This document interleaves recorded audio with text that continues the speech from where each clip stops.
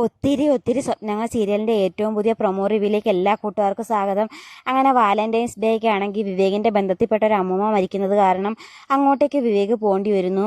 അത് കാരണം വർഷയ്ക്ക് Valentine's gift കൊടുക്കാനോ അതുപോലെ തന്നെ തൻ്റെ പ്രണയം തുറന്നു പറയാനോ ഒന്നും വിവേകിന് പറ്റുന്നില്ല. അതുകൊണ്ട് തന്നെ വിവേക് തിരിച്ചു വരുന്നതിന് മുമ്പ് തന്നെ ഫോണിലൂടെ വർഷയ്ക്ക് മെസ്സേജൊക്കെ അയക്കുന്നുണ്ട്.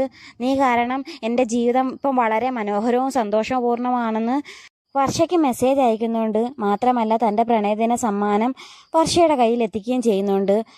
അങ്ങനെ വർഷയെ ഫോണിൽ വിളിച്ചിട്ട് വിവേക് പറയുന്നുണ്ട്, ഞാൻ ഇന്ന് എത്ര വൈകിയാണ് വരുന്നതെങ്കിലും എനിക്ക് തന്നെ ഒന്ന് കാണണം, എൻ്റെ പ്രണയദിന സമ്മാനം തൻ്റെ കയ്യിൽ കിട്ടിയോ ഇല്ലയോ എന്ന് ചോദിക്കുന്നുണ്ട്. ആ സമയത്താണെങ്കിൽ വിവേക് കൊടുത്തുവിട്ട സമ്മാനം വർഷ തുറന്നു നോക്കുന്ന സമയത്താണെങ്കിൽ അതിനകത്തൊരു മോതിരവും അതുപോലെ തന്നെ എൻ്റെ പൂക്കിക്കെന്നും പറഞ്ഞുകൊണ്ട് അത് എഴുതിയും വെച്ചിട്ടുണ്ട്.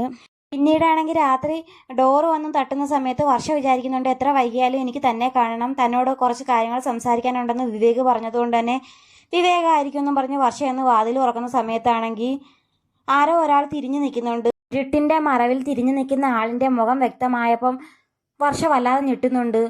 അത് വേറെ ആരുമല്ല, താൻ മുന്നേ സ്നേഹിച്ചിരുന്ന മരിച്ചു പോയെന്ന് വിചാരിച്ചിരുന്ന ശ്രീനാഥാണ് തിരികെ വന്നിരിക്കുന്നത്. ശ്രീനാഥ് മരിച്ചുപോയെന്ന് കരുതി തന്നെ വർഷയുടെ ജീവിതത്തിൽ വളരെയധികം മാറ്റങ്ങൾ ഉണ്ടായിട്ടുണ്ടായിരുന്നു. ഇനി ശ്രീനാഥിൻ്റെ തിരിച്ചുവരവ് വർഷയുടെ ജീവിതത്തിനെ എങ്ങനെ ബാധിക്കുമെന്ന് കാത്തിരുന്ന് തന്നെ കാണാം. അപ്പോൾ വീഡിയോ ഇഷ്ടമായ ചാനൽ സബ്സ്ക്രൈബ് ചെയ്യാനും സപ്പോർട്ട് ചെയ്യാനും മറക്കല്ലേ കൂട്ടുകാരെ.